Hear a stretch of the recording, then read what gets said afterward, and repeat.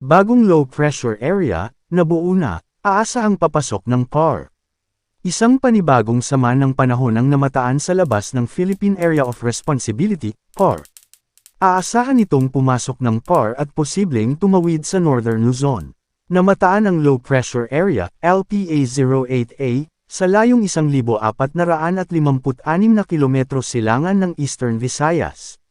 Mababa pa rin ang tsansa nitong maging bagyo sa loob ng susunod na 24 hanggang 48 oras. Sa ngayon, wala pa itong direktang epekto sa panahon sa bansa.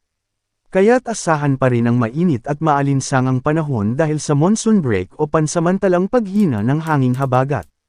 Gayunman, may posibilidad pa rin ng mga localized thunderstorms tuwing hapon o gabi. Paalala, dahil sa matinding init ng panahon, uminom ng maraming tubig, iwasang magbilad sa araw, ugaliing sumubaybay sa mga opisyal na update ng lagay ng panahon. Posible raw umabot pa sa 17 na bagyo ang maaaring mabuo o pumasok sa loob ng bansa mula ngayong buwan hanggang sa Enero ng susunod na taon.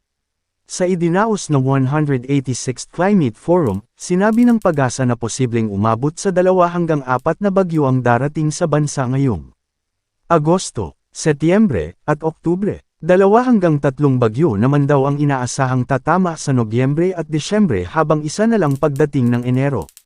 Tropical Cyclone Update, Southwest Monsoon o Habagat. Nakakaapekto ito ngayon sa Batanes at Babuyan Islands. Dahil dito, makakaranas ng bahagyang maulap hanggang maulap na kalangitan na may posibleng pulu-pulong pag-ulan o pagkidlat at pagkulog na posibleng magdulot ng mga pagbaha o pagguho ng lupa sa tuwing severe thunderstorms sa Batanes at Babuyan Islands. Localized thunderstorms. Ang Metro Manila at nalalabing bahagi ng bansa, kabilang ang Bicol Region, ay makakaranas ng bahagyang maulap hanggang maulap na kalangitan na may pulu-pulong pag-ulan o pagkidlat at pagkulog na posibleng magdulot ng mga pagbaha o pagguho ng lupa dahil sa tuwing severe thunderstorms. Paalala, posibleng magbago pa ang forecast. Pinapaalalahanan ang lahat na manatiling updated sa lagay ng panahon at sa posibleng tatahakin at magiging lakas ng sama ng panahon sa susunod na mga araw. Manatiling nakatutok sa Weather Balita para sa bago pang updates. Don't forget to subscribe. Thank you for watching.